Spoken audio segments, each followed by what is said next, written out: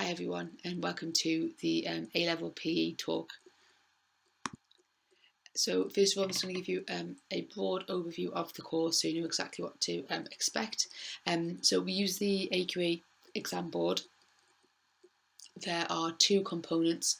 Component 1, which is the exam and content, which makes up 70% of your total grade, and the second component is the coursework content, which is 30%. As you can see, that's split into two different areas: a practical mark, which is with 15%, and then a written piece of coursework, also with 15%, that goes alongside that. It's an A2 course, so both of your exams are at the end of the 2 years. So just to give you a further overview and a bit more of a breakdown of what you can expect to study across your two exams. So there's paper 1 and there's paper 2, both of equal weighting, both 2 hours long, both 105 marks and 35% of the qualification. So you can see there 6 different areas that you study across the 2 years. So it's a really varied programme of study, starting with things that you may expect to see in there, anatomy and physiology and all the body systems, ranging to sports psychology and kind of getting inside the mind of an elite athlete, to sport and society and technology and the advances in technology and how that's affecting performance, to performance enhancing drugs and deviance in sport, to ethics.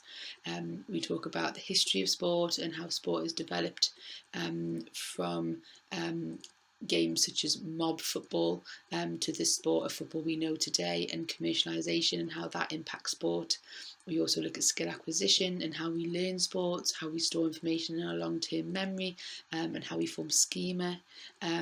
So it's really broad, really varied, and hopefully, some things that you may not expect to see in there, which make it a really interesting course to study. So the entry requirements, we're looking for a grade 5 in GCSE PE, a 5 in English and a 4 in maths, a commitment to a sport and activity, and hopefully an interest in sport leadership, because alongside the programme of study for an A-level, we do offer kind of some sport leadership awards as well, and lots of our A-level students get involved in that. I'll just go back to the commitment to a sport and activity, and just need to highlight that this is absolutely key.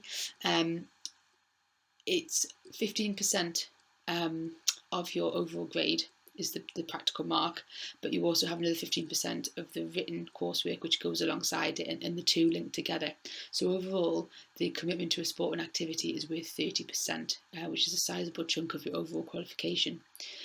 You must have this commitment to sport and activity outside of school and already be a performer. Reason for this is, we might have a group of students, we might have maybe 8 in a class, for example, and within that 8 there'll be a wide range of sports. We often have equestrians, we have footballers, badminton players, sometimes we have swimmers, we have climbers, and we can't offer all of those sports in PE. For example, sports we can offer, football, say, we could offer football in school, but we can't offer a competitive game to the level that you would be playing at with 8 people in an A-level class, not all of them being footballers. So it's really, really key that you perform in your sport outside of school, and you're in some kind of competitive environment. You have to film yourself in a full competitive environment. So for example, a full football game, or a full badminton game, a full netball game, whatever the activity may be, you film the full game, the full event, and you bring that to us and we mark that from the video evidence. So it's really, really key that you have that sport and commitment. If you didn't play sport but you are actually coaching and you're a coach outside school, and maybe you have some coaching awards or you're working towards your coaching badges, then that is another way that you could get marked, but you would already have to have a commitment to that and be it actively coaching. So other subjects that you can study alongside A-level PE, and subjects that work particularly well, you can see there's a range there, and there's such a range because hopefully you realise now within the actual programme of A-level PE study, there's a real range of what you actually study within A-level PE. There are elements of psychology, sociology, biology, applied science, maths and history. And we find that these combinations go really, really well for the students that study A-level PE. For example, we've got students who study A-level PE with biology and psychology, or A-level PE, biology and sociology. Maths goes very well because of the biomechanical content. Sociology goes very well because we look at sport and society. Psychology, because we look at the psychology of an athlete, and we know we get inside the mind of a professional athlete. Applied science and biology for the the science link and the human biology and in that and phys. And we also look at history and how sport is developed to present day commercialisation. So we've had students come through doing A-level PE, studying a combination of all these subjects, and they really do work well and enhance their PE studies and the studies of their other subjects as well. And then finally, just to finish off, what can A-level PE lead to?